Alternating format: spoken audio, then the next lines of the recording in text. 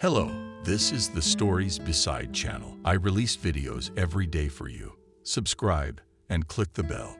Michael drove up to the house in a white foreign car, parked the car near the driveway, and to a whistling tune, hurried to his parents' house. The 25-year-old man was in high spirits. He was going to propose to a girl he liked today. He had been going to a cafe where Adriana worked as a waitress for several weeks and tried to get her favor. However, the girl behaved in a detached manner towards him. She did not repel the guy, but she did not let him near her either. Michael patiently waited for Adriana to deign to respond to his proposal to meet with consent. And that day came, and they had been dating for more than a month. The guy rang the doorbell and waited impatiently for his mom to open the door. Michael knew that his father was still at work, so he chose the moment when he was not home to talk to his mother. Soon the door greeted Betty, and seeing her son on the threshold, exclaimed, "Why didn't you warn her that you were coming over? And do you even have your own keys to open the door? You have to make your mother get up to open the front door. I wanted to disturb you so that you could get away from the TV and meet me on the doorstep." Michael replied with a smile and kissed his mother on the cheek. Betty gently stroked her son's head and then followed into the living room. The young man followed his mother, and without waiting for the landlady to sit down, spoke to his mother.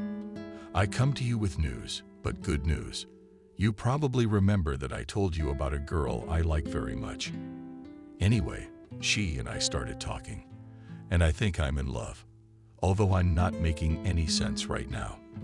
I've fallen in love with a girl, and I don't think I have.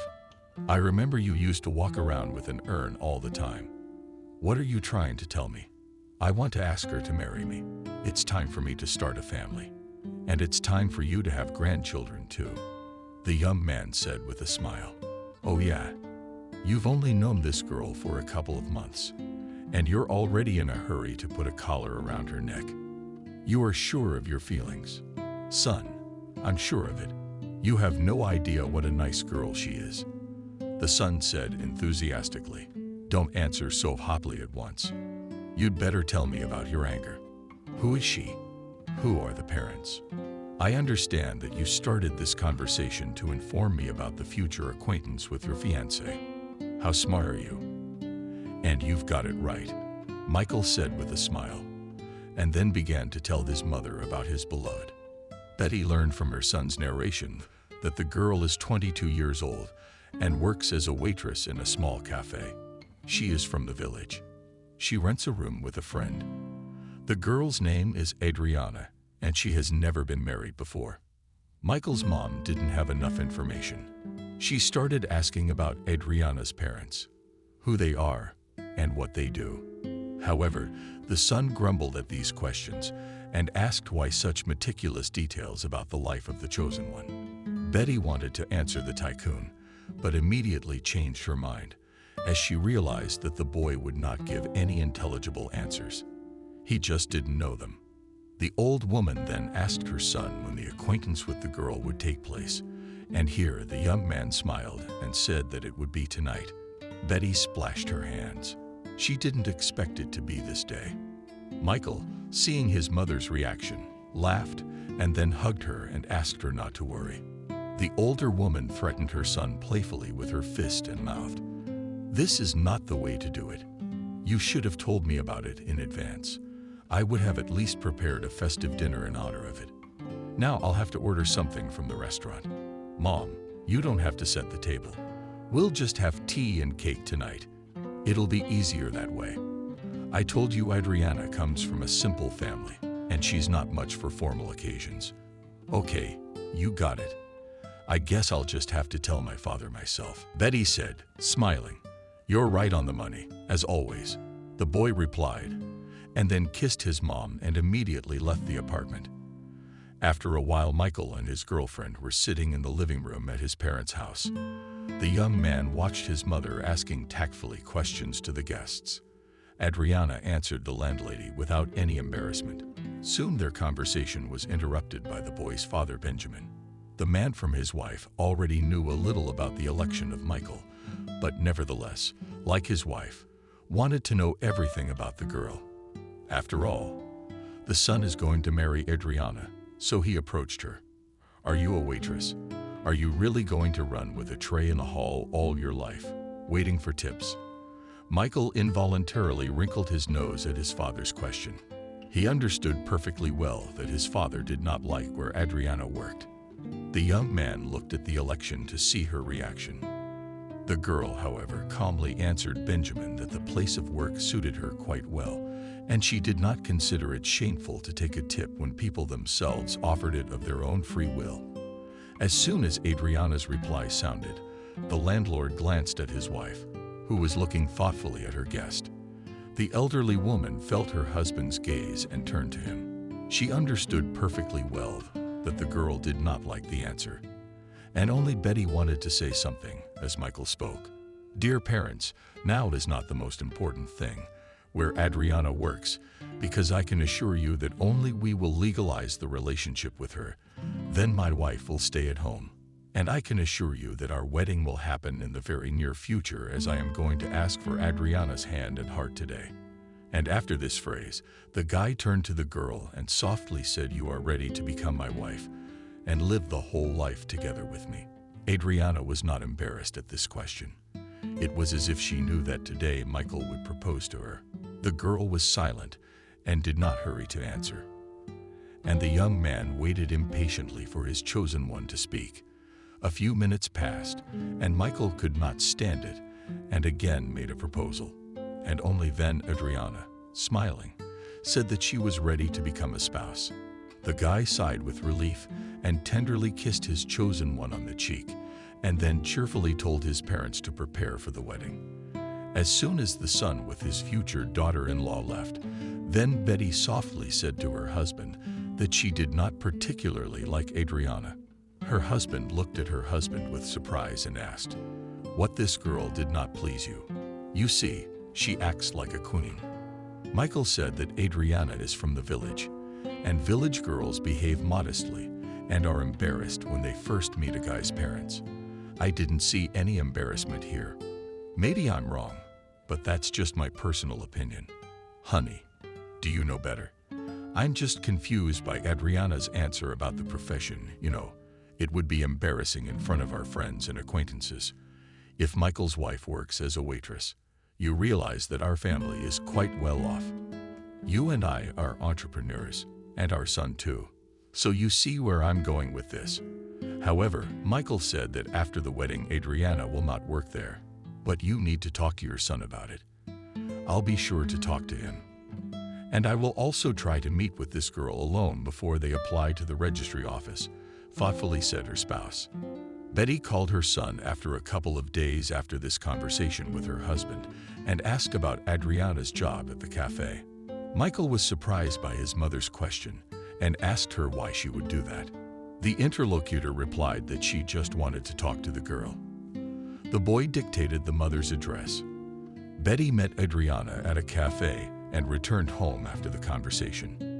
In a dejected mood that did not escape her spouse, the husband sympathetically asked his wife what had happened. Blagoviova replied that she drove to her son's girlfriend at work and caught her at the same table with a friend, Michael. Benjamin responded with a surprised expression. But it's not a crime. It might be, but the fact is that the son's buddy was holding Adriana's hand. And then, as she noticed me, she abruptly removed her hand and became very embarrassed. In my opinion, it was not a friendly handshake. And then Ethan, seeing me, said hello and left in a hurry, which is not like him at all. You know, he's always friendly with us. But okay, that's not the point. Next, I tried to talk to Adriana about her feelings for our son.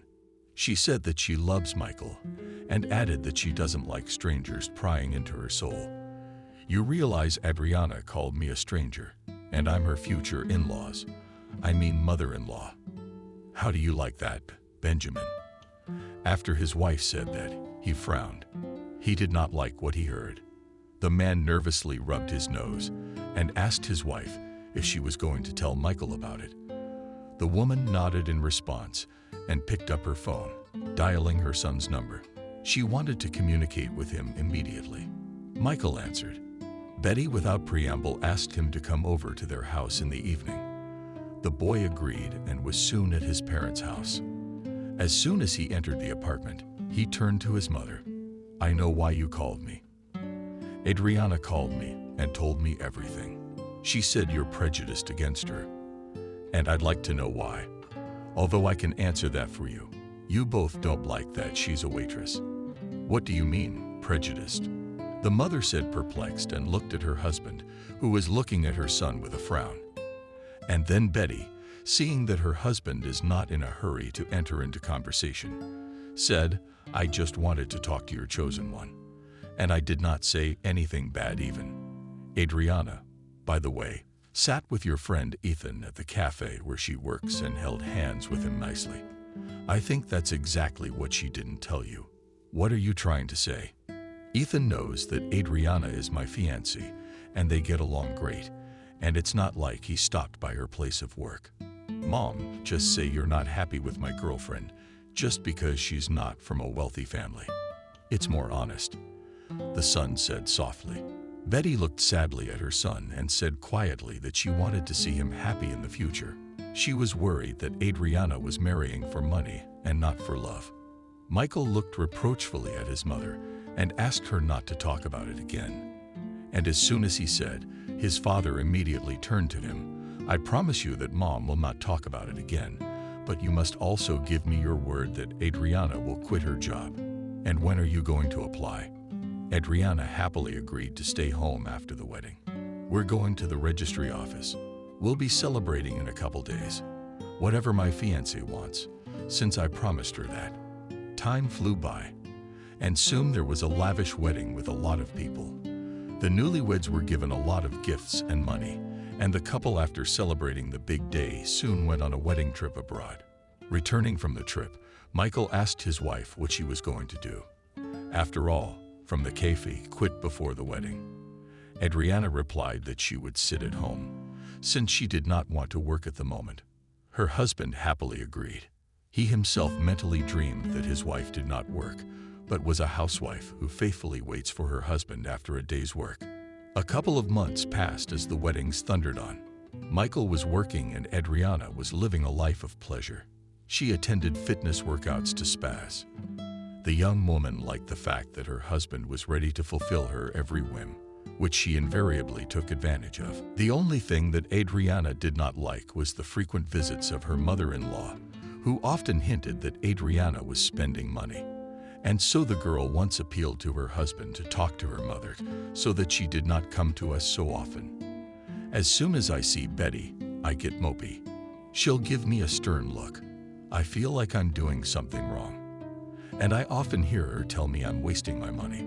Oh, sweetheart, it's Mom. How can I stop her from coming over? I don't think you see my mother that way. She's trying to help you and me. I'll talk to her about the money." Adriana nodded contentedly in response, but didn't say anything. Michael called Betty after the conversation with his wife, and embarrassed, asked her to come over less often. He then added that she should stop rebuking Adriana with finances. This request from her son was a shock to the mother, and the woman involuntarily thought that Michael could only say such words under the influence of Adriana. Betty decided to speak frankly with her daughter-in-law in private. The woman chose the right moment and came to visit. Adriana saw her mother-in-law on the doorstep and pressed her lips together. Michael's mother noticed it and softly spoke. "I don't understand you at all. Why you are turning Michael against me. You know very well that if I tell you about spending too much, it's the truth. You are still quite a young woman, and you could have gone to a higher institution to get a profession. You've completed 11 grades, and you're not even thinking about a major. I understand that you are going to live off your husband and not work. I don't understand you. Your son is happy with me. What more do you want? Michael, I don't mind staying home and not working. And about money, I don't think you should look into our wallet. My husband and I don't meddle with you. You're wrong, and I can tell you why.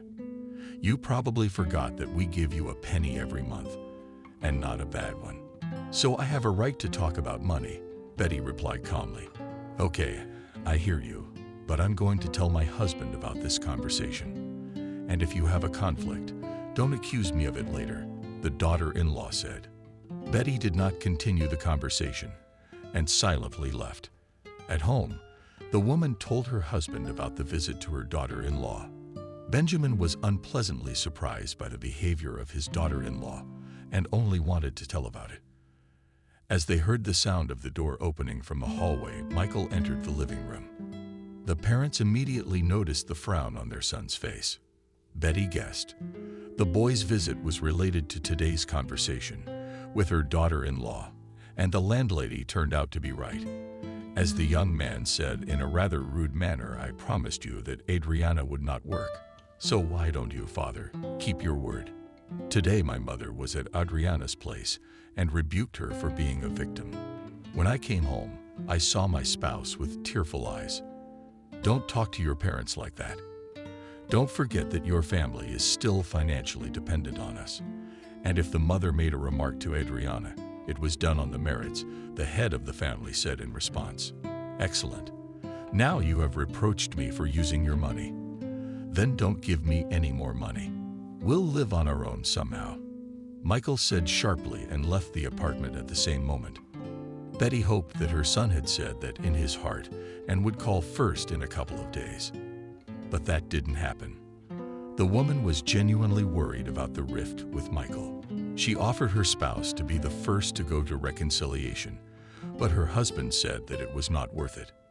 10 days flew by, and Michael still did not call his parents. Neither did the daughter-in-law. The woman knew that the son is currently on a business trip, and therefore decided that it was necessary to first establish relations with the main. Betty got ready and drove to Adriana's house. Her door was opened by her sister-in-law, who unceremoniously said that her mother-in-law's visit was undesirable at the moment. The guests tactfully asked her to invite her into the apartment, but the daughter-in-law refused. Betty was about to leave, as noticed on the rack in the hallway another man's jacket. The woman looked at it and asked Michael at work, "Who's your guest?" "No one in his absence. What kind of silly speculation is that?" Betty only at that moment noticed that Adriana was wearing a hastily thrown silk robe, so she pushed her sister-in-law aside with her hand and entered the apartment. She hadn't even made it to the living room before she heard a man's voice say, "Adriana, honey, are you taking so long to pay for sushi?" Betty immediately recognized the voice of her son's friend. It was Ethan's. The woman walked briskly into the living room and saw Michael's buddy lying on the couch with his bare torso. Ethan turned at the sound of footsteps entering and looked embarrassed. Betty, barely holding back from shouting, muttered, "How are you both not embarrassed?" "Ethan, Michael is your friend.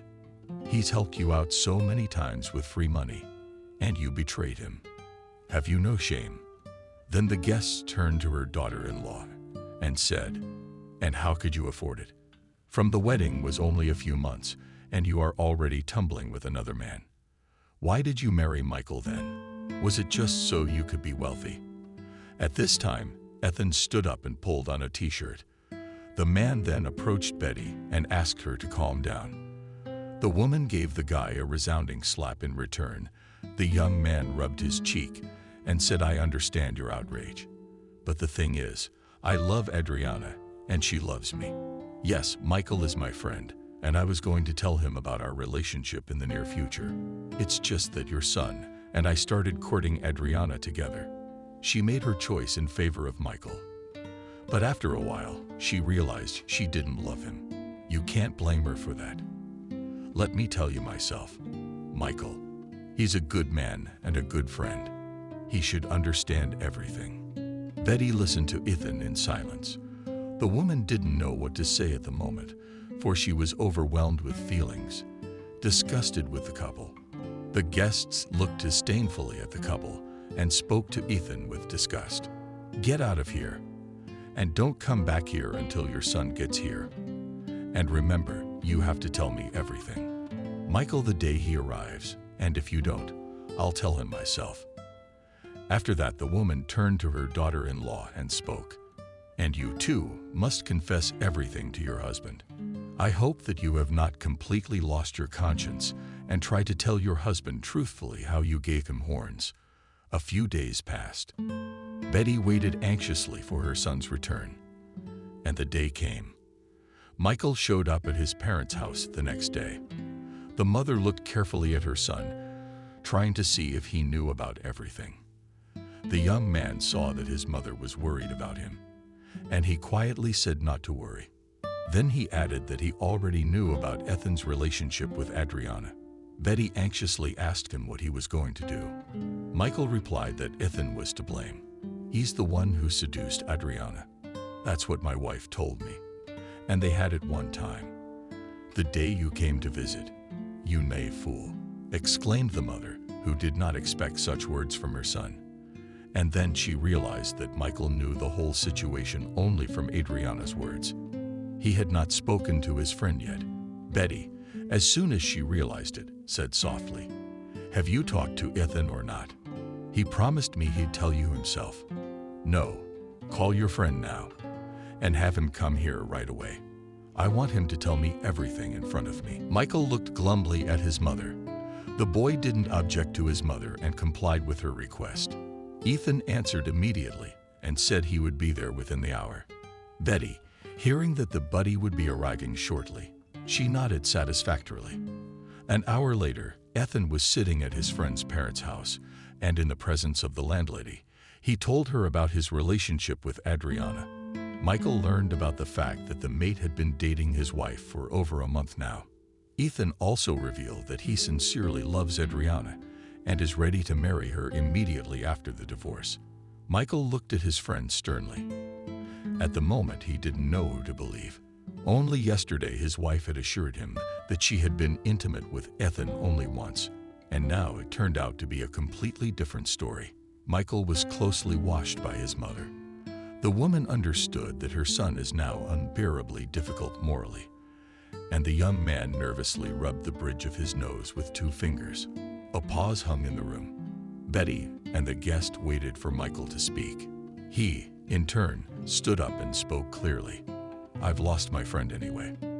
And the rest, Mom, you'll find out later. And you, Ethan, it is no longer your concern. And a huge request never to appear on my horizon again. I don't want to see you under any circumstances. Just forget you ever had a friend." After these words, Michael kissed his mother, and without paying attention to his friend's outstretched hand, left the apartment. Ethan apologized to Betty and hurried after his friend. Michael, however, as soon as he saw that his former friend was catching up with him, told him firmly to stay away from him. Ethan tried to explain himself, but his companion looked at him menacingly and repeated his request with contempt. Meanwhile, Adriana was waiting for her spouse at home. She knew that her husband had gone to his mother. The young woman had already had a word with Ethan before then and asked the man to say that they had been intimate once. However, the lover said he would not do so. The young woman still hoped that Ethan would fulfill her request. And so Michael walks into the house, where the wife is sitting meekly on the couch. The girl looked at her spouse and immediately realized that her husband was talking to Ethan. Adriana lowered her gaze to the floor, waiting to see what her spouse would say. Michael came up to her and asked softly, "Why did you lie to me yesterday? Why did you lie to me yesterday?" "Ethan just told me about everything recently." "What are you talking about? You know perfectly well. You don't have to lie to me right now. It's not the best thing to do. In your case, it's more important for me to know the truth. Only then we can do something about it. I don't like lies, and I ask you to always tell the truth." In a low voice, the husband said, "Yes, Ethan and I have met many times, but I don't know what came over me. Your mother always reproached me for something, and I needed to vent, and I found Ethan to be that support. You're gonna ask me why not you. I'll tell you. It was hard for me to complain about your mother. Please forgive me. I'm sorry. I only love you. Believe it or not, I'm very sorry for what I did. Yes, I am. What else do you want me to say? I don't know what I'm supposed to do right now. You want to throw me out like a toy? Go ahead." After that, the young woman covered her face with her hands and cried. Michael looked at his wife and it was unbearably painful for him to see a loved one crying. He went to her, lowered himself down, and gently kissed the barrel of her ear, and then said that he wanted to forget about the affair and never remember it again. Then he gently added, "Let's start fresh. I promise I'll never remember it, but you won't cheat on me again. This is the only way you and I can save our marriage. Understand that I love you very much, but I want to know that you feel the same way about me." Adriana responded by hugging her husband, crying and thanking him for his generosity. Michael tenderly pressed his wife to him and then kissed her on the lips, adding that from that day on it would be one and everything would be fine in the future. Several months flew by after Adriana cheated on Michael. Adriana completely stopped communicating with Ethan, and soon the young woman became pregnant. She was not particularly happy about this circumstance, as she did not want to burden herself with the troubles of a child. Therefore, Adriana decided, without saying anything to her husband, to terminate the pregnancy. The young woman went to the Women's Counseling Center and soon received a referral for hospitalization. However, Adriana did not manage to do as she had planned. Michael saw the referral, which the girl forgot to remove. The man immediately turned to his spouse. "What do you mean? You are pregnant and did not put me on notice. You and I agreed that there would be no more secrets between us. We're not ready to become parents at this time. You said yourself there are still business problems. And as far as I know, your mother's back to helping you financially, which you're not refusing. That's not an argument to terminate the pregnancy. I'm against it," the young man said emphatically, and defiantly tore up the referral for hospitalization. Adriana realized that there was no point in arguing with her husband, because in this situation he would insist on his own. The girl shrugged her shoulders in displeasure and mumbled that then she would need double care and attention. Michael, hearing Adriana's words, looked at his wife with a joyfully perplexed look and asked her if you lacked my attention. "I don't mean that. Since I'm in an interesting position, I need to go to a sanatorium to rest." "All right, sweetheart. Everything you said is no problem." Michael was delighted that he would soon become a father, and he was eager to share his joy with his mother. Betty took the news with delight and congratulated the young family from the bottom of her heart and advised her son to be attentive to his other half. Time passed, and at the due date, Adriana gave birth to a baby boy who was given the name Liam. Michael rejoiced over the event like a child. He, while his wife was in the hospital, managed to make repairs in one room, organized it as a nursery. In this man was helped by his mother. She picked up wallpaper, and Betty, together with her husband, bought a stroller and a crib. Adriana did not appreciate the efforts of her mother-in-law and husband. The young woman saw that the room was now a nursery instead of a bedroom. Disappointed sighed Betty, noticed the grieved look of her daughter-in-law, and in bewilderment asked her daughter-in-law what she was not satisfied. The girl, holding back her displeasure, softly mumbled, "Now my husband and I have no bedroom. I told Michael that it's too early for us to have children. So when are the living conditions not ready? What kind of nonsense are you talking about? So live many families in a two-room apartment when one room is given to children and the second room is occupied by parents," replied the mother-in-law. "But you live with your husband in a three-room apartment, and Michael had a separate room, and you have bedrooms," Adriana said haughtily. Michael felt that if his mother continued the conversation with his wife, a quarrel might break out. So the young man, in order to diffuse the situation, suggested that they all sit down at a festive table and celebrate the birth of their son. Michael's idea was taken up by his father, saying to his daughter-in-law, "You gave us an heir, for which we are very grateful. And now, if you have a beautiful daughter in the near future, you will have a three-room apartment. No more children. I gave birth to Liam, and that's the end of it." Adriana replied firmly. Time moved slowly. Michael hurried home after work to babysit his son, and his wife, meeting her husband, complained that she was very tired to take care of the child, as the baby requires constant attention. The head of the family did not understand how Adriana can be tired of his son. Michael even addressed the mother on this occasion. He briefly outlined the situation. Betty listened attentively to her son, and without any shyness explained that Adriana loves herself too much and wants all the attention to be directed only to her. A year after Liam was born, Adriana said that the baby should be placed in a nursery. Betty was against this and was very clear about it. Liam is still very young. We should wait until he is at least 2 years old.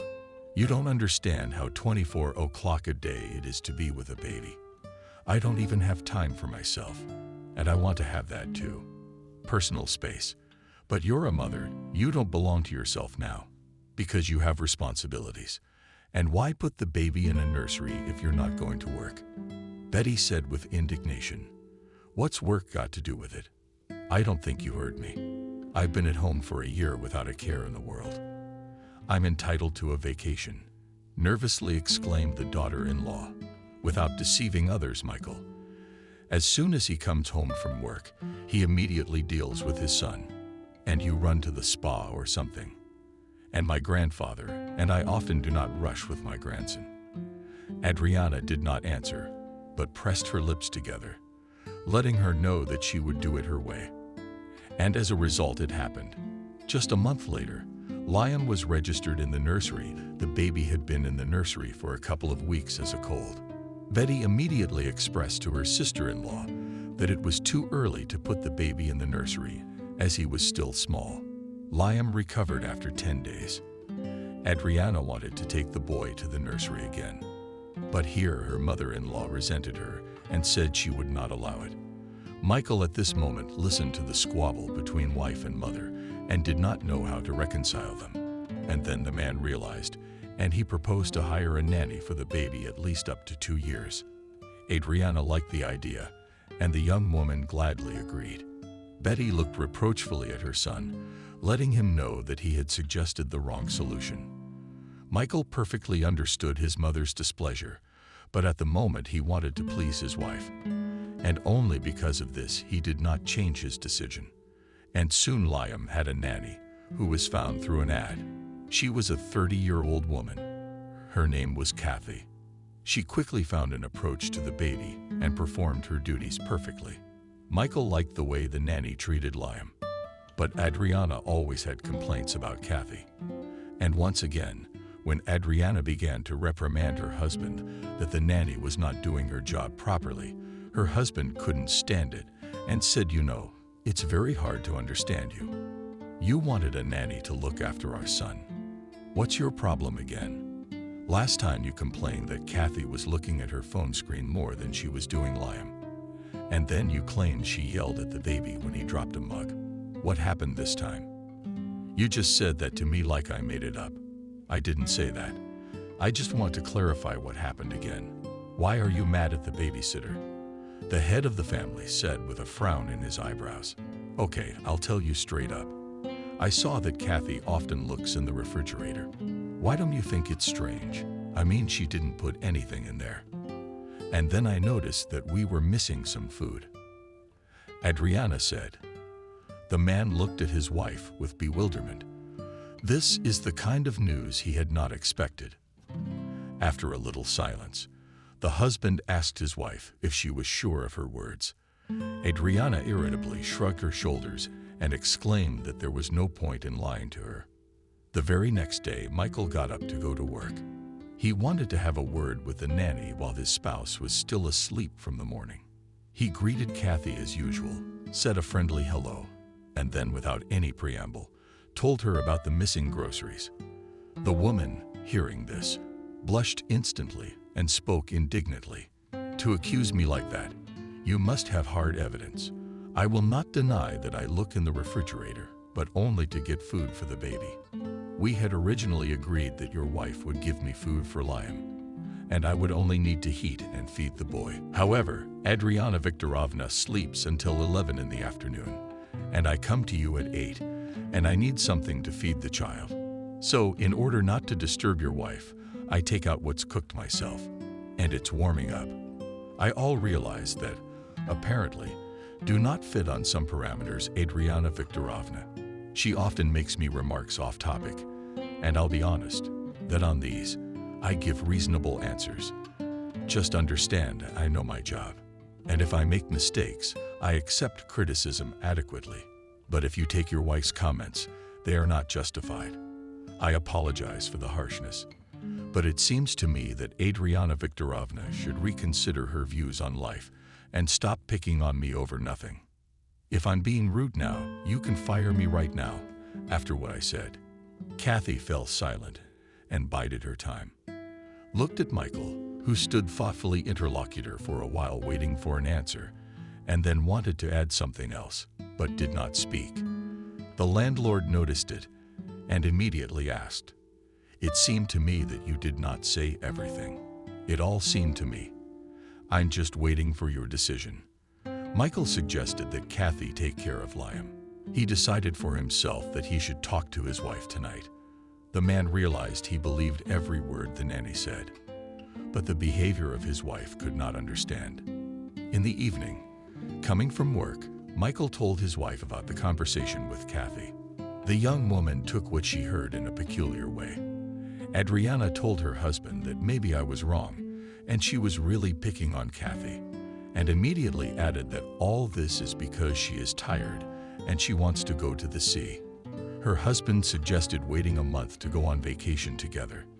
But then Adriana said that it will not be a vacation, as she will have to constantly look after the child. Michael, after this conversation for a couple of days, pondered, and his wife in the meantime, all his affectionately persuaded him to let her go to the sea. And the man decided that there is nothing wrong if his wife would go on vacation, and in a couple of weeks he and Liam would join her. When Betty found out about it, the woman turned on her son with an angry speech. She accused him of being naive and of allowing his wife too much. Michael listened to his mother, but did not change his decision. The young man said, "Mom, I don't see anything wrong if Adriana goes away alone now. Realize that lately she has become agitated. Everything irritates her. I want to see her again as the friendly girl I met. She'll be at sea without us for a couple of weeks, and then I'll join her with my son." Well, don't let them get you again. How was it literally after the wedding? Soon, Adriana went to the seaside. Michael called his wife 2 or 3 times every day. The wife would reply that she was doing well and loved it here. She described how she was spending her time. The husband then thought that he had done the right thing and let his beloved go before them. And then it was time to leave Michael and the baby to the sea, as Adriana called and said that she was leaving for home. On the questions of the spouse about the departure, the wife answered veilingly, without giving specific answers.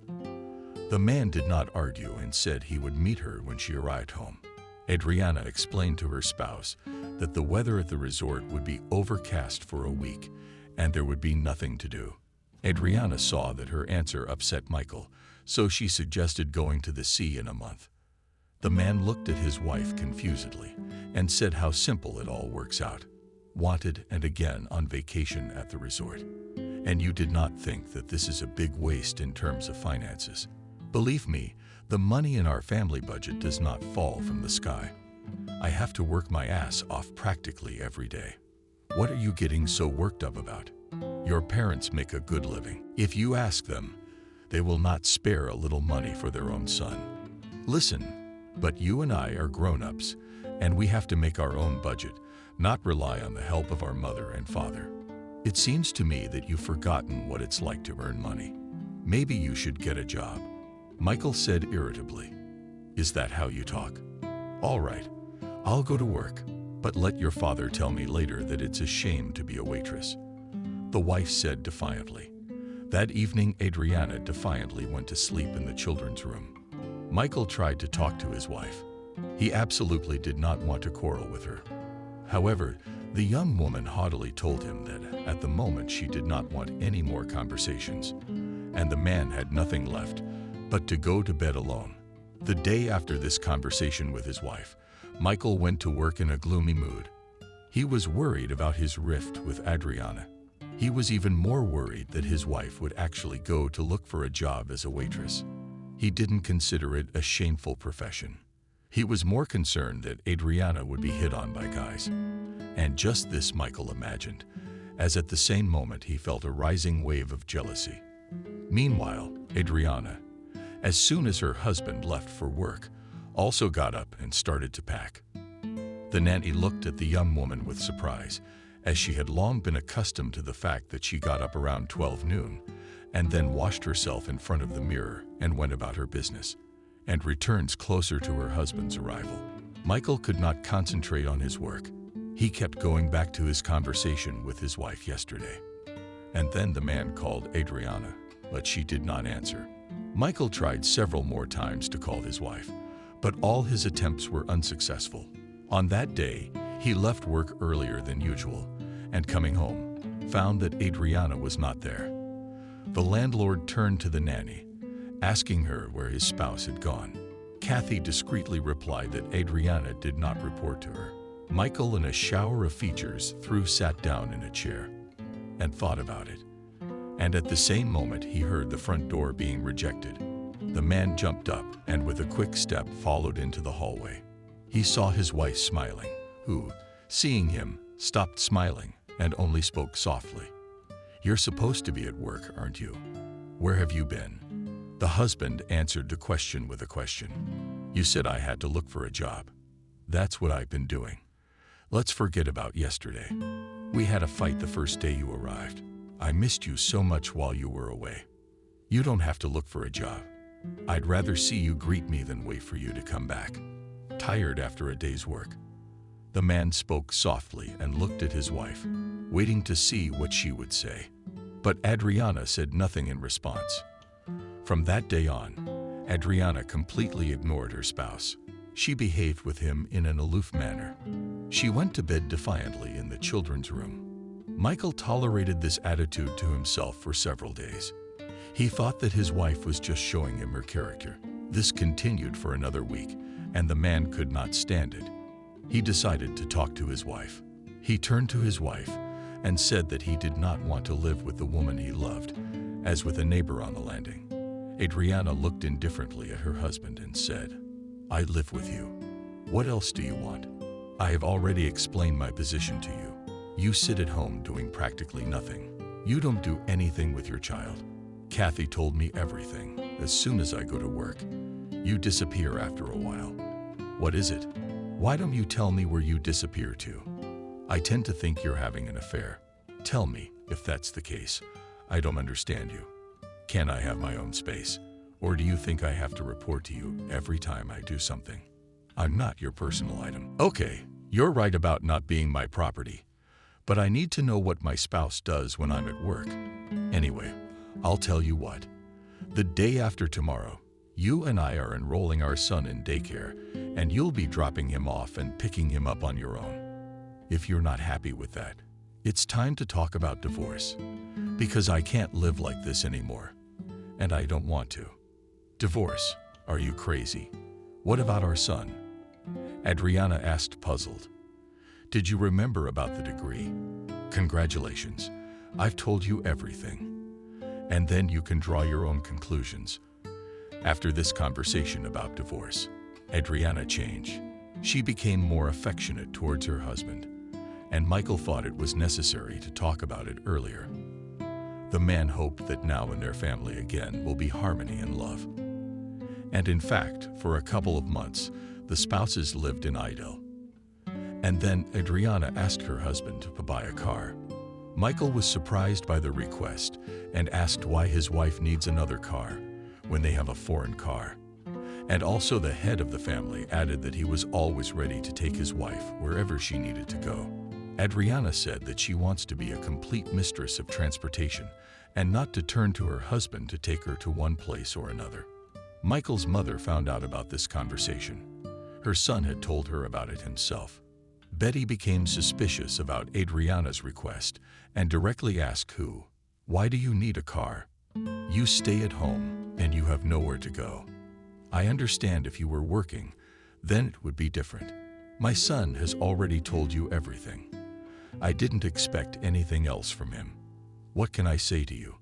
I just wish my husband would give me a gift like this, especially since he's already doing well with his business. It's dark. That's you, Adriana. You and I don't have a very good relationship, but my son loves you, and I wouldn't want you to hurt him. I'm not gonna hurt him, Michael. And if you love your son so much, help me get him to buy me a car.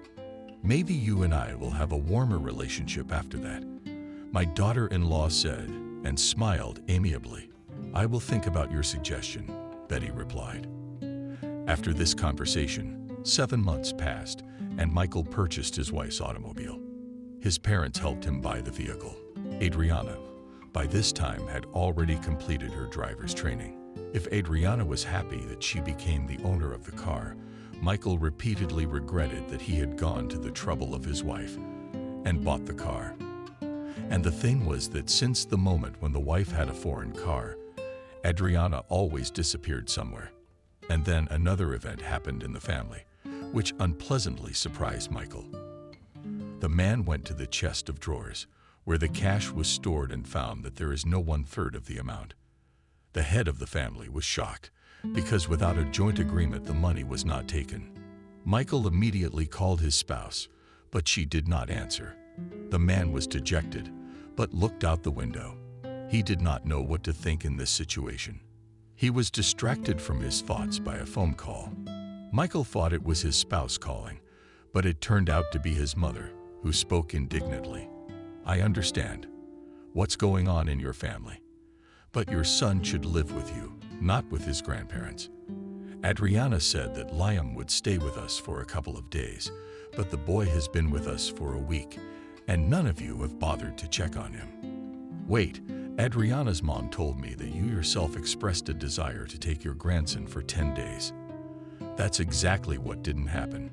Your wife called me a week ago and asked me to take a couple days because she had some business to take care of. I said yes, and instead of 2 days, it's been a week, and there was no answer from you.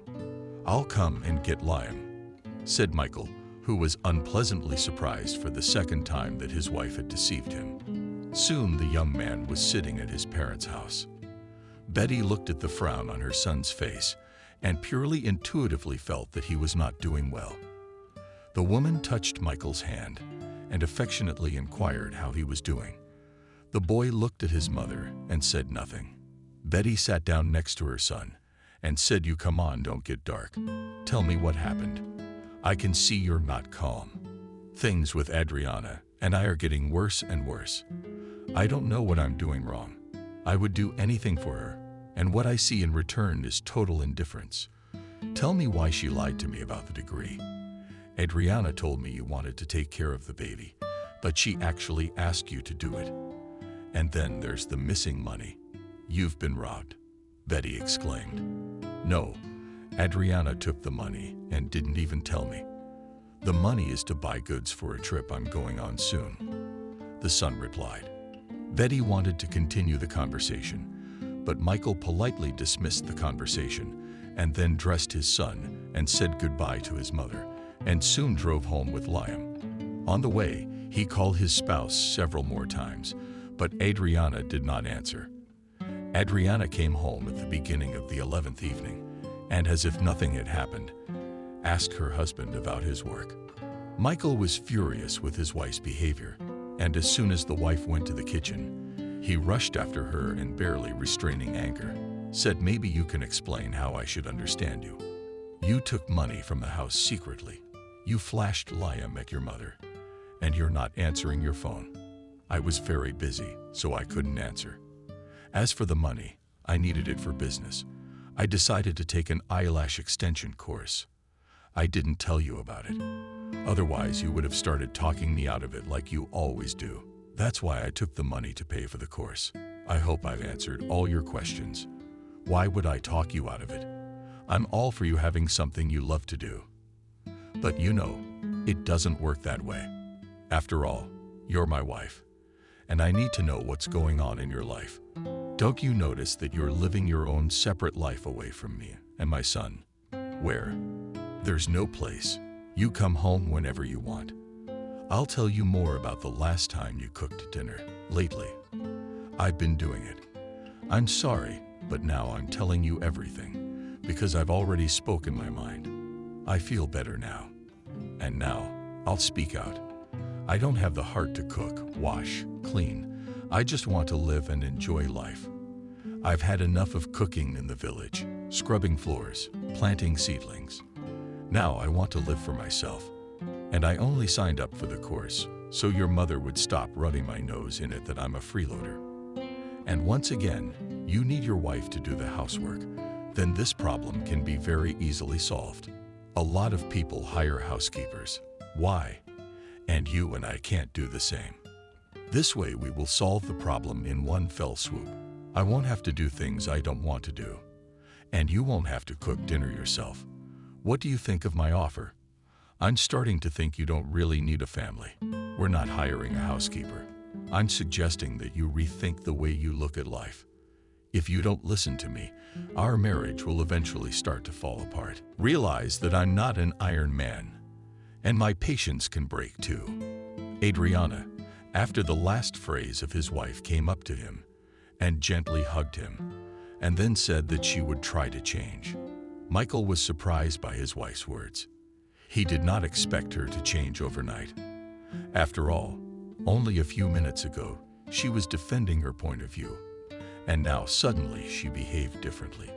Meanwhile, Adriana stood on her toes and quietly suggested that we make love. Michael was completely confused after this phrase, because recently he and his wife had rarely had intimacy. The man did not bother himself with thoughts, but took Adriana in his arms and carried her to the couch. The next morning, Michael woke up and saw that his wife was not there. He was surprised, got up and went to the kitchen, where he saw that his wife was making coffee. The head of the family looked at the election with surprise. After all, the girl had never done this before. The man said in amazement, "You scare me. What's wrong with you? I told you that I will try to become an exemplary and caring wife. You didn't. I'm glad you did. I hope that it will always be so," replied the husband, and tenderly kissed the chosen one. A few days passed, and Michael was about to go to another city to pick up the goods. How did Liam fall ill? The trip had to be postponed because Adriana was traveling to an eyelash extension course. Michael wanted to ask his mother to take care of the baby initially, but Betty caught a cold herself. Liam recovered only 2 weeks later. During this time, Adriana only traveled for her training and immediately returned home. It seemed to Michael then that their married life with his wife was back to the way it was when they were a happy couple. As Liam recovered, he was put back into daycare. Michael intended to go on a business trip. Then his mother called him and told him that she wanted to go to a sanatorium and offered to take her grandson with her so that he could breathe the sea air. Michael told the news to his wife, and she was delighted with the news. Adriana told her husband that it would be wonderful if the son will be at the resort with his grandmother. She also added that sea air would be good for Liam after his illness. Michael agreed with his wife and informed his mother about it. And soon Betty went to the sea with her grandson. And then, after a few more days, Michael left for the goods. The man always left for 4 days, and Adriana knew about it. But this time, Michael arrived a little earlier. He wanted to surprise his wife. On the way home, the man stopped at a flower store and bought a luxurious bouquet of white roses. Michael imagined how happy his wife would be with the flowers, as he had not bought them for a long time. It seemed to the man that the bouquet would not be enough to make his beloved happy. Therefore, sat in a jewelry store and bought a silver brooch in the form of a soaring swallow. And Michael quietly opens the front door to his apartment with his key. Anticipating a joyful meeting, the man quietly passes into the hallway as he hears an unfamiliar male voice, which says, "Be patient, kitten a little more, and soon this show will be over, and you and I will live happily ever after." The landlord stopped in bewilderment. He felt the rage beginning to flare up inside him. Michael threw the flowers aside and hurried into the room, where he saw his exact copy in bed with his wife. The man was dumbfounded, and then the stranger, seeing the entrant, said with a smile, "I told you that soon the play will be over." True, it's not quite the ending I had planned. But since everything went like this, then maybe it's true that fate loves you more than me. What brother? Who are you? You have a short memory, I see. You were born just a few minutes before me. The stranger grinned. Adriana looked at her husband with a sneering gaze, waiting for his reaction. Michael felt his wife's gaze and looked at her. The woman didn't take her eyes away. Only a sarcastic grin appeared on her face. The owner of the apartment could not believe that his beloved was currently in bed with a man who looked like 2 drops of water like himself. And only Michael was about to say to his spouse, Barbs, as the stranger spoke again, "I think we can save the marital squabbles for later. Now, brother, let's get down to family business. You're not my brother. And get the hell out of my apartment right now. And don't tell me what to do now or later. You and I are never gonna get anywhere." Did you really forget you have a twin brother? Michael looked at the stranger, and somewhere in his subconscious mind, there was a memory of him hugging a boy who looked like him in his early childhood, and they were crying and saying something to each other. However, this memory was so distant that Michael thought it was his fantasy rather than a real piece of memory. Meanwhile, the doppelganger stood up, pulled on his jeans, and then sat down on the couch and asked Adriana to make coffee. The woman unquestioningly obeyed this request. Michael, this action angered, because his wife fulfills the requests of a stranger to him. The owner of the apartment looked with hatred at the guests, and again with a lordly tone suggested to him to clean up. The stranger laughed in response and said, "Don't talk, brother. I'm sorry that your husband seduced you, but I don't think she ever loved you. Judging by what she told me about you, I take it you don't remember me at all." "Well, I don't, although I can understand it, because you've lived well all this time. Your parents spoiled you. You're their only son. I, on the other hand, had a very different fate. Unlike you, I've lived all these years dreaming of finding your parents and making them suffer, and you too. I even came up with a plan, but you got back from your trip early." "What are you talking about?" "You're gonna explain this now, or I'm calling the police. I can't figure out who you are.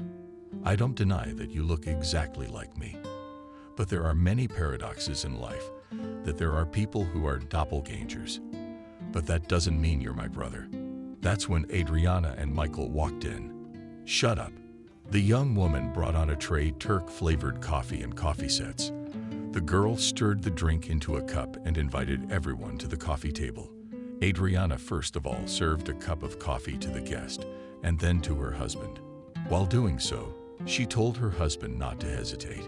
"This man is actually your brother. His name is William. And I can prove it to you.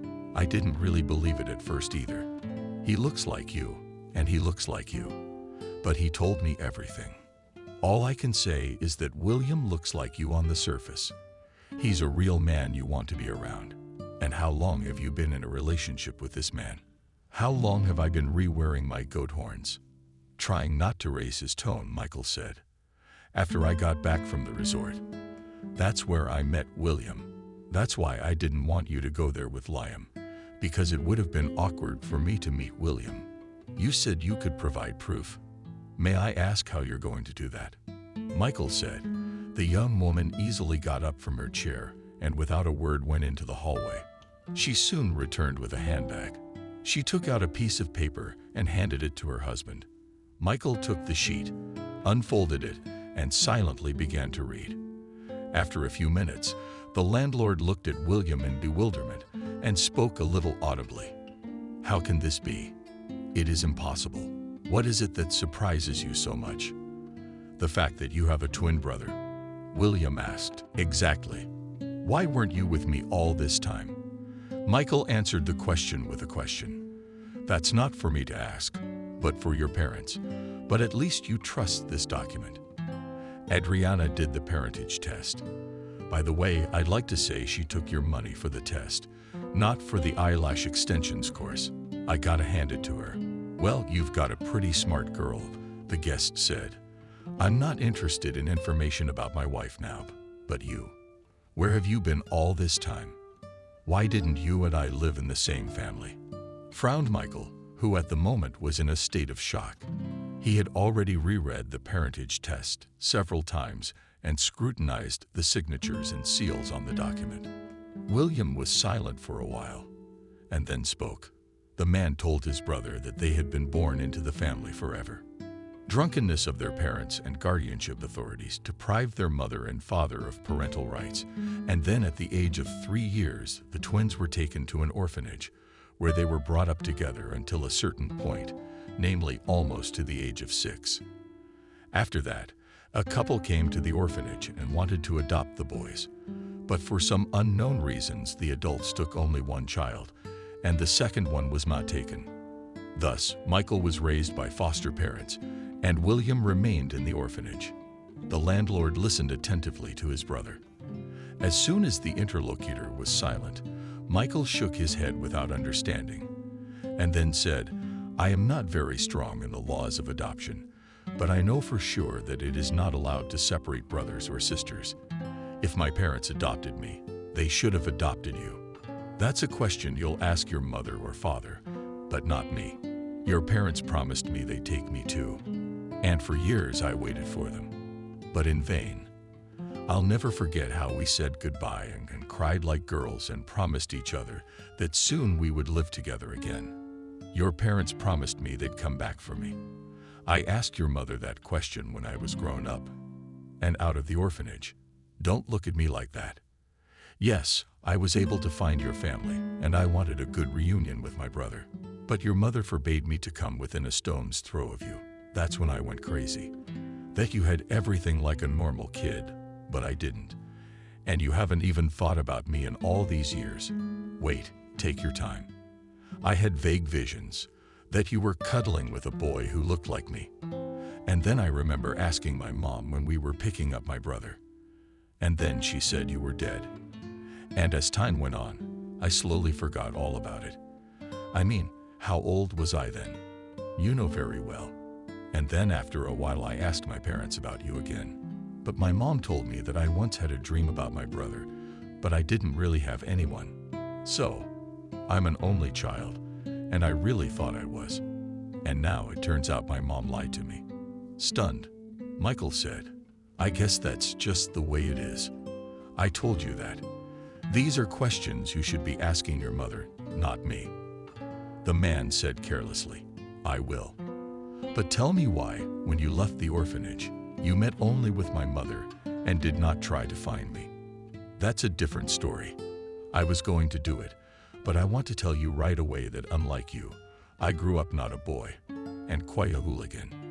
I was registered in the children's police room, and when I left the orphanage, I visited your mother, where I was turned away.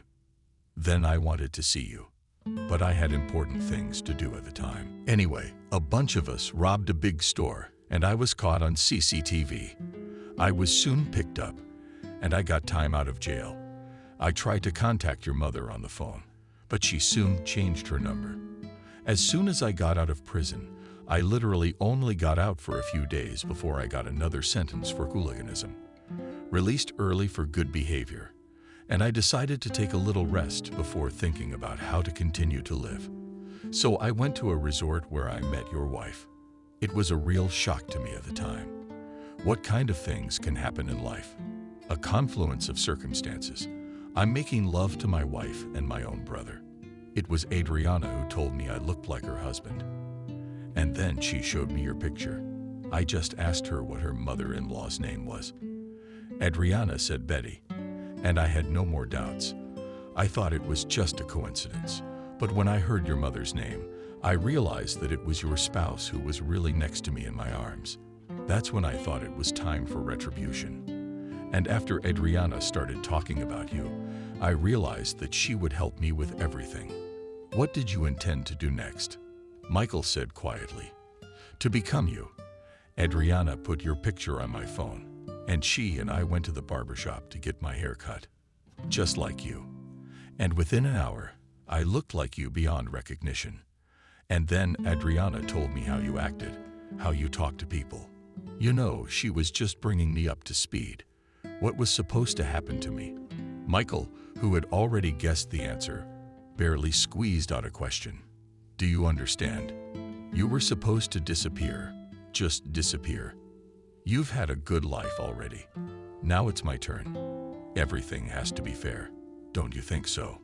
William said nonchalantly. Would you take the life of your own brother? Michael said hoarsely. I've been thinking about this for a long time. You've done nothing wrong to me, you see. But I am offended that you let yourself live, forgetting about me. And I haven't been able to forget about you all these years. How many childhood tears did I shed at the orphanage? Being separated from my brother. How many times did I try to escape to find you? All that pain was stored in my heart for years. And one day that pain turned into hate. And about taking your life. No, I couldn't do that. But there are special people for that. For a good price. There was a man, and he's gone. And if I were you, I'd do you justice with your privilege. It's very simple, brother. Michael was glumly silent. He had not expected such a simple explanation from a relative. It was also unbearable for the man. It hurt that his wife, who had shared his bed with him, and had been lying without remorse, knew about all this. There was silence in the room. Each of the three was thinking about something else. Michael was the first to speak. He had just realized that his unexpected arrival had ruined the plans of the love couple. The man turned to his brother. Everything you planned has already gone to tatters. Your next move. You're not going to take my life with your own hands, are you? I already know what you're planning, so I can do something to protect myself. That's a good question, and I've been expecting it from you. It all depends on how you handle the situation. I've done quite well for myself. I've spent time learning your so-called habits, and it's easy for me to become you. You know exactly what I'm getting at, don't you? I might add that Adriana and I have even made an experiment in this matter. She and I went to your mother's house together. And guess what, Betty? No, she cured me of you. In short, your fate depends on you. I have nothing more to say on the subject. I understand you perfectly. Give me a few days. I have some things to sort out. Michael said thoughtfully. No problem. But if you want to go to the police for help, that would be your folly. Just don't forget you've got a little boy. Think of him. I don't need the police, and let's not make threats. Don't forget that the child is not only my son, but Adriana's too. And she's a mother after all. And I don't think she cares about the baby. The landlord spoke harshly. Soon William left, and the couple was alone. Adriana nonchalantly collected the cups on the tray and went into the kitchen. Michael followed. He stood and silently watched his wife wash the dishes, and as soon as there was an attempt, the last cup, he asked her to sit down for a conversation. The young woman shrugged indifferently, but complied with the request. The man felt that at the moment he wanted to hit the chosen one in the face, but he restrained this urge. Michael sat down opposite Adriana and glanced at her. The girl coolly endured the gaze, and after a few minutes said, "If you are going to make me regret something or make me feel remorseful, you're wasting your time. I didn't marry you out of great love. I just wanted to get on with my life because I had no desire to go back to the village. You're not my kind of man, to put it mildly. You're basically a Rockland. But your brother is a real man, a man you can go to the ends of the earth with. And I'm glad that show's over. How long did you intend to wait with William before you executed your plan? He told me I needed you to open a third outlet. You told me that yourself. And naturally, I told William about it. So we would have continued to play our roles for about another month," I said carelessly. "Did you think of Liam when you planned all this together with my brother? Why do you ask about the child right away? Would you have hired a housekeeper and paid her extra to look after Liam?" Adriana replied, "What kind of a scary person are you? I thought William was a scoundrel, but he's not. My brother's just a bitter man about life, and I understand him in some ways. But you, it turns out, I don't know you at all, and I'm amazed at myself at the moment. How I could love you and not recognize your petty soul. You'd do anything for money, even sleep with someone you don't love. I asked you not to appeal to my conscience. It won't work. You're not quite right about the money. Your brother doesn't have much, but I'm with him because I care about him. And I care about him a lot. Unlike you, the wife said pompously. Living here alone, I'll be staying with my parents for a while. And a big request in my absence, do not organize a brothel here. You and William will have that opportunity soon. I promise you that. After this phrase, Michael hastily packed up and left the apartment. At the moment, the man wanted to talk to his parents alone. He wanted to know everything right now. He walked out of the entryway and got into his car and headed to his father's house.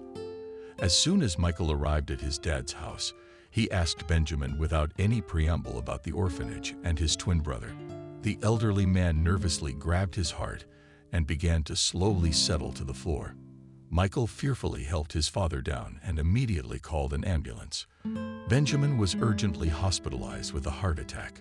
Michael afterward called his mother and asked her to come home immediately. He would not ask his mother anything about his brother over the phone. The man only reported that he'd been admitted to the hospital. Betty promised that she would be on her way home today. Michael was anxiously awaiting his mother's return. He had a lot of questions for his mom. He also didn't know how to start a conversation with his foster mom. The man was worried that Betty would react similarly to his question about the twin brothers and end up in a hospital bed as well. The next day, Betty arrived. She left Michael Liam and herself went to visit her spouse at once in the hospital. Upon her return, the woman was depressed. Michael asked his mother how his father was doing with his health. Betty looked sadly at her son and said that today was much better than yesterday. And then the woman sat down tiredly in a chair and quietly said, "I know you want to know a lot of things from me. My father told me I understand that your twin brother found you and had time to tell you a lot of things. Yes, that's how I got the story from him. Now I'd like to hear it from you. How could it be that one boy was taken and the other left in an orphanage? Son, you just listen to everything. And then I don't blame my father for anything. He had nothing to do with it. Daddy did what I told him to do. You know how much your father loves me and you. He'd drop his pants just to be happy with you and me. Your father and I met when we were still in the first year of study at the Institute and immediately fell in love and soon married. We lived soul to soul, as well as now. Time flew by, and I could not get pregnant. Initially, we were even happy about this circumstance, as we wanted to get an education first, and then to have heirs. But we graduated from the Institute, and I could not get pregnant. A year passed, then another one. And that's when I rang the bells and started pestering polyclinics. I was examined and was told a terrible verdict that I was infertile. It was a terrible shock for me. And I then suggested to my husband to divorce me, as I knew that he wanted to have children. Ethan then called me crazy and said that means we will live for ourselves. And he would not divorce me, as he loves me very much. It's been a few more years. Your father and I went into business, and soon we were doing well. We could live and be happy. But I still felt like an unhappy woman. I felt like some kind of freak. Your father saw perfectly well that I resented myself for not being able to have children. And that's when he offered to take a baby from the orphanage. Initially, I did not even want to hear about it, because I did not believe that I could love someone else's child. However, my husband unobtrusively brought it up once in a while, and at some point I gave in to him, and we went to the orphanage. That's where I noticed you right away. You were standing on the sidelines looking out the window. You had a beaming smile at that moment. I pointed you out to my husband and told him that you would be my son. Ethan smiled and nodded affirmatively. At that moment, the teacher came up to us and told us that you were not alone, but that you had a twin brother. My husband and I looked at each other because we wanted only one baby, not two. And your brother came up to you at that moment. I looked at my husband again and suggested that he take both of them at once. The teacher heard this and asked us to go out into the hallway to talk. As soon as we left the playroom, the child care worker said that your brother has heart problems and anything can happen. And at that moment I said that we don't need a sick child, and we will come another time to look for another child. We left. I was in a state of prostration for days. I kept dreaming about you and your smile. I didn't know what to do. That's when I suggested to your father that you be the only boy he could raise. My husband refused at first. He said we couldn't separate the twins, but I was able to convince him that a sick child is too much responsibility, so the second baby would be. It's better if he stays under the supervision of the orphanage staff. And so, before long, we had you. Michael sat in silence after his mother's story. He looked away and thought about something. Betty at the same time looked at her son expectantly, waiting for Michael to speak. After a few minutes had passed, the man looked at his mother and quietly said, "How could the orphanage give you only one twin and leave the other one behind? Son, money makes everything these days. Take my word for it. And in our case, we had a lot of financial help. I know it sounds horrible, but I was afraid to take responsibility for that boy." "That's funny. You're speaking for that boy. He's not a boy. He's my own brother, the one you separated me from back in the day." And that boy grew up and became angry at the world, not only at you, but at me. And all these years he's been waiting for me to find him or for you to take him away. Do you have any idea what it was like for me to hear him say that? William grew up hurting and hating me, although it's not my fault. And now he's plotting revenge with my wife. You heard right, my wife Adriana. And they've known each other for quite some time. Were you right? She didn't love me and only married me to live an easy life. But that's not the point now. It's why you lied to me about William being dead. Why did you make me believe it? What was the purpose of it? Son, I'll tell you again, I was afraid of the responsibility of raising a sick child. And about William dying, I thought that since you were separated as children, you'd better forget about him. So I said so. I didn't think that boy would remember you all the time. You were still at an age when childhood memories fade with tears in your eyes, Betty said. As you see, William has those memories. Have they not faded? What did you say? And one more question. Why didn't you report the time when your brother came to see you as a senior in the orphanage? Maybe he should have reached out and apologized to you then, and he probably would have had a very different fate. Muffled, Michael spoke up. I couldn't do that because I was afraid you wouldn't understand me. So I asked William never to come near you. I threatened the boy that if he dared to come near you, I would make his life unbearable. Realize that kids who are raised in an orphanage, they all go down a crooked path. And I was afraid that my brother would have a detrimental effect on you. Sobbing, the woman replied, "You ruined his life, just like you ruined mine. Now I understand why you changed your number. It was because William called you from prison and asked for financial support. And you decided to kill two birds with one stone. So you changed your phone number and you got rid of all thoughts of my brother. I never expected that from you. I can't deny I'm grateful to you for raising him. But I can't forgive you for what you did. I can't tell you anything now because I have to decide what I need to do about my brother. At the moment, I will rent an apartment and live with the wall on my own, as I need to put my thoughts in order. Say hello to your father and let him get well. I can't visit him yet either." After these words, Michael left his parents' apartment with his son, leaving his mother there sobbing. The man actually wanted to be alone now to calm his nerves. Michael got into the car with the child and winked, spelled out that they would be single for a while. The same day, the man rented a studio apartment and in the evening drove to his place, where he saw his spouse sweetly chatting with his brother on the phone. The woman looked indifferently at the entering husband, who was holding his son in his arms. Liam, seeing his mother, reached for her. Adriana reluctantly finished talking to her lover. She picked up the baby. Michael, without further ado, picked up the travel bag, and he started to pack the baby's things and his own at the same time. Adriana, at this moment, indifferently watched her husband's actions. As soon as Michael collected the bag, he called Liam to him. The baby can hardly pronounce words. Asked, and Mom will go with us. No, son, your mom has better things to do. Let's not distract her. You saw how Mommy talked to a client who will be extending eyelashes. The head of the family grinned. Adriana smirked in response and softly spoke. Very funny. Let's get the baby involved in this whole thing. I think you did it yourself when you put your personal life on the line. You can't even talk to your son now. You want us to leave so you can keep talking to William. I want to tell you that you have nothing sacred and no maternal feelings for your son either. If that's all, close the door on the other side, because I have no desire to listen to your moralizing. Not at all. Michael wanted to say something. Then he waved his hand, took Liam's hand, and left the apartment. The man tried not to think about his wife now, so he began to tell his son funny stories. The boy smiled in response, and when his father showed him a cow, the child laughed.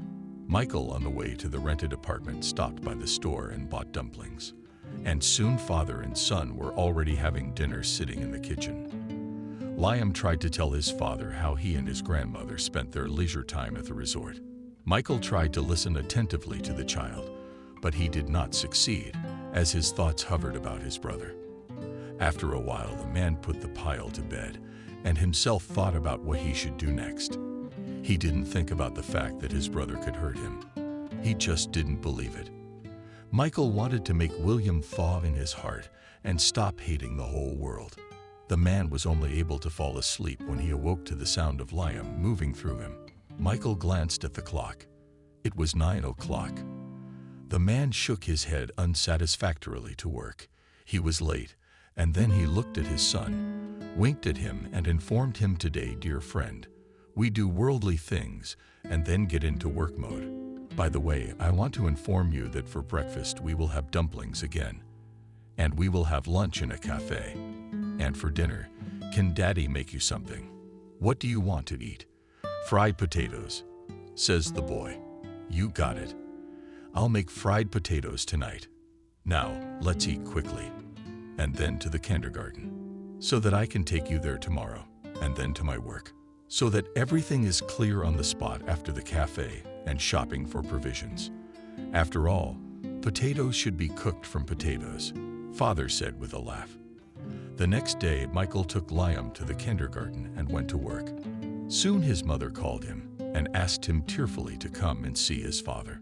Betty said that she had told Papa about their conversation, and Benjamin became very nervous and worse. Michael, holding back his irritation, said, "Mom, why did you do that? You know perfectly well that Father mustn't be disturbed now, and you're just adding fuel to the fire. Do you really want your father to die early?" "Son, what are you talking about? I love your father, and I love you too. It's just that Ethan knows me well, and he got the whole conversation out of me word for word." Crying, Betty replied, "Okay, Mom, calm down. I'll be at Dad's in an hour. Just please, can we talk to him alone? It'll be easier for me without you, and Dad too. I promise I won't worry him any more soon." Michael was already sitting at his father's side in the chair beside the bed. The young man looked at his father and thought, how can a man get so old in a couple days? Benjamin put his hand on his son's arm and patted it lightly, then said softly, "You've had to hear a lot from your mother. I understand how hard it is for you. But believe me, it's hard for a mother right now, twice as hard. I'm very worried about her. She's the one who looks so strong, and in reality, a weak woman, not pushing her away. You can see now that I'm not a very good protector. My only hope is for you to believe in what we did to her. It's a great offense and God will punish us yet, but I would very much like to take the punishment myself, and I'd like to protect your mother from it, because I love that woman so much. Daddy, I'm having a hard time. I promised my mother I wouldn't worry you, but I don't want to deceive you either. For the time being, I need to cool down, and only then I can be myself. See, I'm being honest with you about everything. Man to man, I need to figure things out for myself. And most importantly, I need to get along with William. He's my brother. Well done, son. You said the right thing about your brother, and I believe you can do it. And you know, you've made me feel better. And about Adriana, Get her out of your head. She's not worthy to be your wife. You'll find happiness on your way. I only have one request. Don't leave Adriana the baby. She doesn't need Liam. Yes, I think you know that yourself. I know it as well as I do, Father. And you get some tea and get well soon. Your grandson's been asking about you. I'll visit my mother one of these days. How are things at home? The son said, and gave his father a friendly pat on the arm. Leaving the room, Michael suddenly felt relieved to talk to his father. He himself did not realize why it had happened. The man drove to work after the hospital, then picked up his son from daycare. And when he arrived at the rented apartment, he thought about it. He watched the child playing with a steam train and mentally envied the kid that he did not have such problems as he had. Michael was distracted from his thoughts by a phone call. He looked at the display and saw an unfamiliar number. The man answered and immediately recognized the voice of his brother, who asked when they would meet. Michael, without hesitation, replied that the day after tomorrow. William clarified exactly where the meeting would take place, and the interlocutor answered him. I think it will be on neutral territory. You know, I have long promised my son to go to the zoo. There we'll see the animals and talk. How's that sound? By the way, don't forget to bring Adriana along. She's not the last hero in this story, and she's not the only one involved. Who are you going to be with? Are you going to bring a support group in the form of police officers? William said with a grin. You're wrong. I'll be with my son. I want to tell you one thing on the phone, that I'm going to meet you to bury the hatchet. Think about it at your leisure. The next day, Michael, as promised to his father, stopped by his mother, who, seeing her son, immediately threw herself on her knees in front of him. The old woman, sobbing, asked for forgiveness. Michael helped Betty to her feet and asked her to calm down. Your mother's sobs were all your mother said. Forgive me, I'm so sorry for you. Mom, you're saying it wrong. Your guilt is more for my brother. You should apologize to him first. But I think you might get the chance.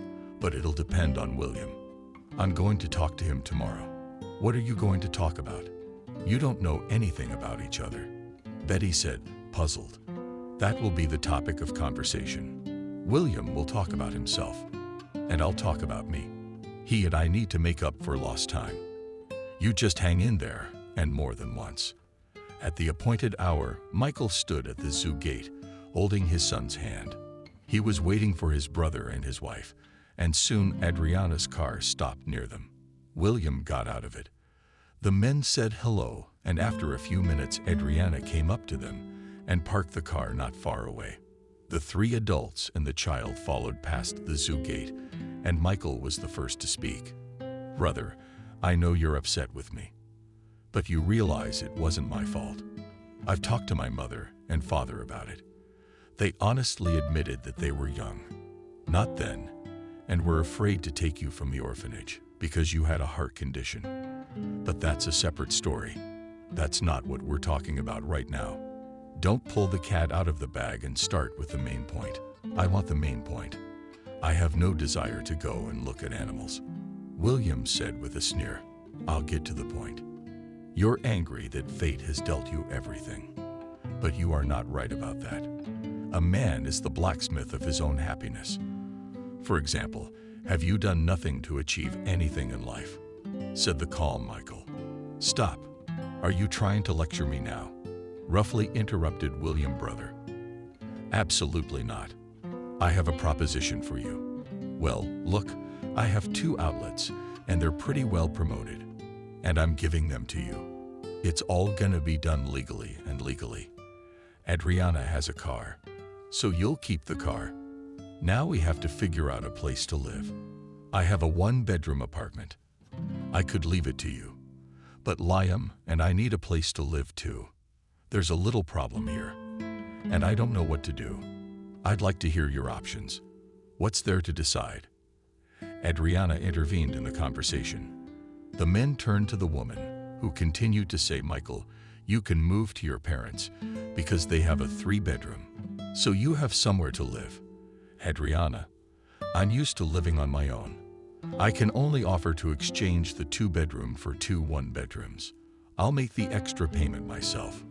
Michael said, "There's no need for an exchange." Adriana exclaimed businesslike. The brothers looked at the young woman again. She, in turn, shrugged her shoulders and spoke. "William has a one-bedroom apartment that the state gave him when he came out of the orphanage. But it's in the middle of nowhere. So Michael can have it. And we'll stay in the two-bedroom that you've officially registered to me. How's that sound?" "Well, you're a woman of fire," said William admiringly. And then he added, "You've got a super brain in your head. I picked the right woman for me." "Well, let it be as you decide. We'll take care of all this business in a couple days. And now I'm turning to you, William. Can you burn the anger out of your heart and forgive my parents?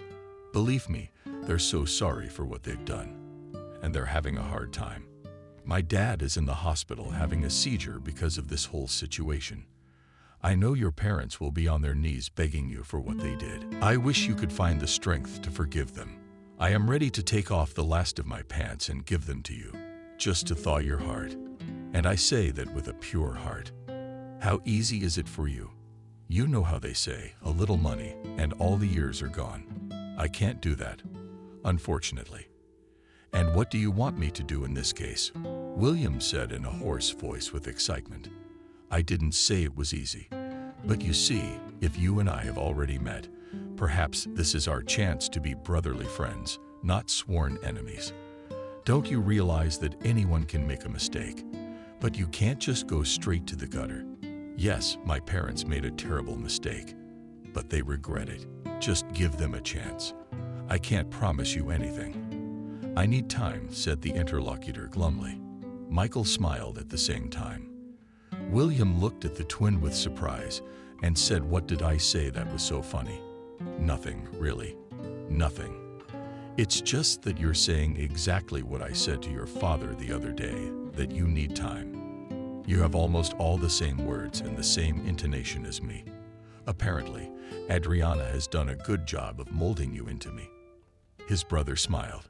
The adults laughed, and Michael thought that William might be able to get over himself and forgive Betty and Benjamin about Adriana after a while. Michael had a very different thought. In his opinion, this one had. The girl would always prioritize money over feelings. He even at the same moment realized that he had completely cooled Adriana, and it made him feel even better. In the evening of the same day, Michael went to his father and told him everything. Papa shook hands with his son and said that he had done the right thing and asked him to visit his mother. Michael did not resist and was happy to do so. After the hospital, he went with his son to his mother's house, where he also told her about the reconciliation with his brother. Betty, hearing the news, said the son hugged his mother and softly said no need to cry anymore. Everything is in the past. Now only time is needed for everyone to calm down a bit. You, mother, have often told me that time heals. So it should happen in our case. The important thing is to believe it. You can't go back to the past. You have to live in the present. The important thing is that William doesn't go down the wrong road, because he's had a lot of things in his life he shouldn't have. Son, I will obey your brother, and it's up to him to forgive me or not.